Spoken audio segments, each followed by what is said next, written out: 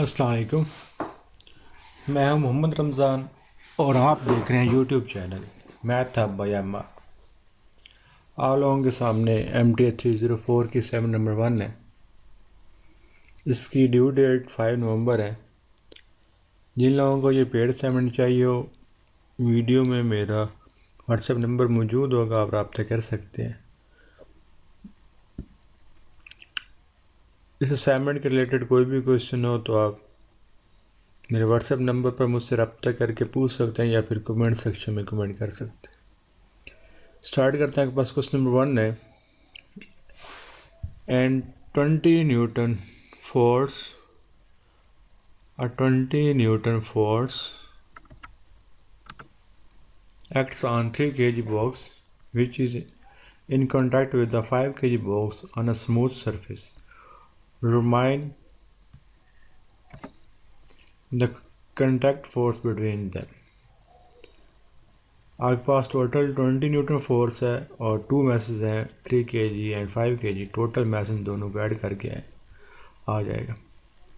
Newton second law apply करेंगे, F = ma होता है, तो यहाँ पर हम टोटल मैस यूज़ करेंगे। F की वैल्यू पुट कर दी, टोटल मैस की वैल्यू पुट कर दी, 8 मल्टीप्लाई हो रहा है, यहाँ पर आकर डिवाइड हो जाएगा, तो एक्सलेशन की वैल्यू हो जाएगी 2.5 मीटर पर second. The conduct force is a force need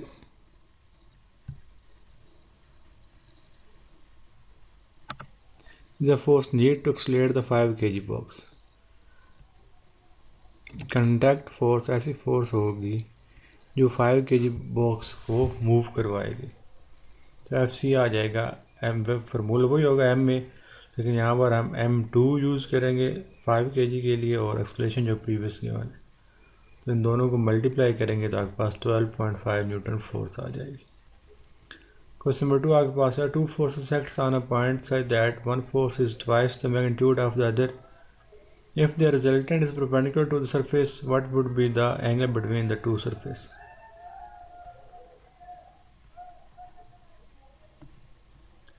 Let the smaller force be F1A, हम कहते हैं स्मॉलर फोर्स F1 है जिसको हमने A, और लार्जर फोर्स F2 है, मतलब उससे लार्जर है तो हमने उसका 2 टाइम कर दिया। देन द रिजल्टेंट में क्या होगा, दोनों फोर्सेस को ऐड कर देंगे। As given that R resultant is perpendicular to F1, it's mean इनका डॉट प्रोडक्ट इक्वल टू 0 होगा। R की वैल्यू पुट कर दी, F1 को अंदर डॉट प्रोडक्ट करवा दिया, तो ये F1 मीन F1 का स्क्वायर हो गया, और F2 इसका हमने डॉट प्रोडक्ट ओपन कर दिया। तो F1 की वैल्यू A थी और F2 की वैल्यू 2A थी एंड F1 की वैल्यू A थी।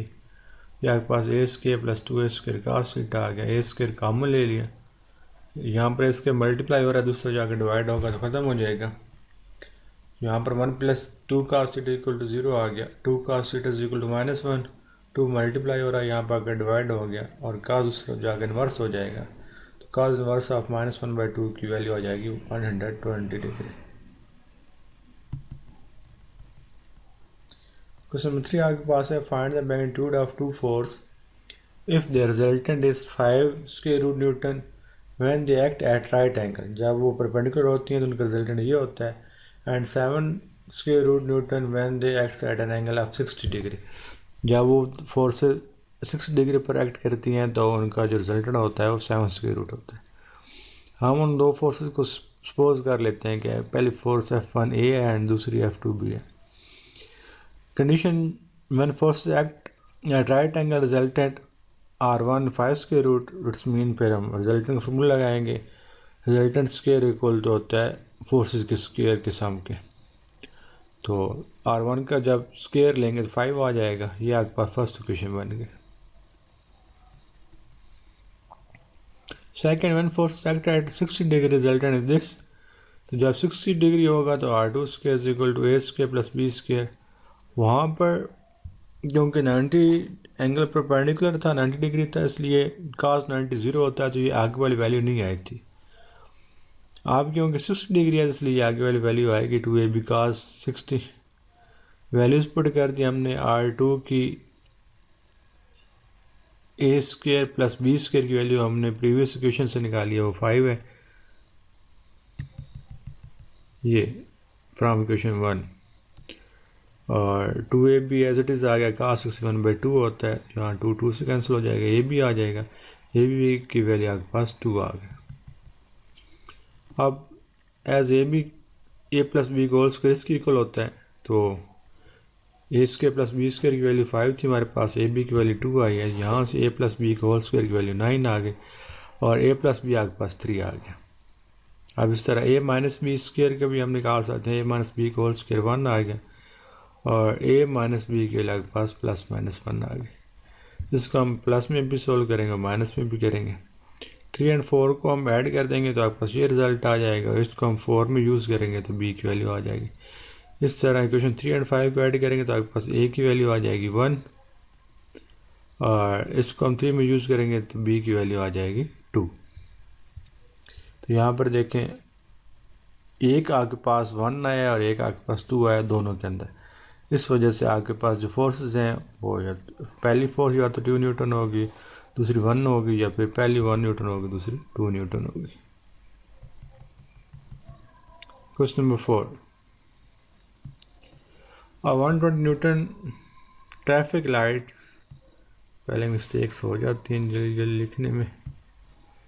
Traffic light is suspended in equilibrium by two cables. The cable T1 is at 30 degree and the cable T2 is at 45 degree to the horizontal. Find the tension in each cable that keeps the traffic light in equilibrium. So T1 tension in the 30 degree cable T1 और 45 degree cable में T2, weight of light 120 है। horizontal equilibrium mean उनके horizontal component equal होंगे, तो T1 cos 30 is equal to होगा T2 cos 45 और vertical में उनके साइन एंगल इक्वल होंगे, T1 sin 30 plus 2 T2 sin 45 is equal to 120। 120 क्यों आया है कि आपके पास ये suspended in equilibrium by two cables, ये 20 न्यूटन फोर्स है। sin 30 की वैल्यू लगा दी हमने, sin 45 की इधर cos 30 और cos 45 की वैल्यू लगाई थी, ये आपके पास इक्वेशन बन गई। और नीचे वाली इक्वेशन में हमने sin 30 और sin 45 की वैल्यू लगाई थी, आपके पास आ गए। इन दोनों इक्वेशन को हमने यूज़ किया T1 और T2 की फॉर्म में, तो आपके पास ये T2 एंड ये T1 का आंसर आ गया। जिन लोगों को पेड असाइनमेंट चाहिए वो रब्ता कर सकते हैं। अगर वीडियो अच्छी लगी हो तो वीडियो को लाइक एंड चैनल को सब्सक्राइब ज़रूर करें। अपना बहुत सा ख्याल रखिएगा। Thank you. अल्लाह हाफिज़।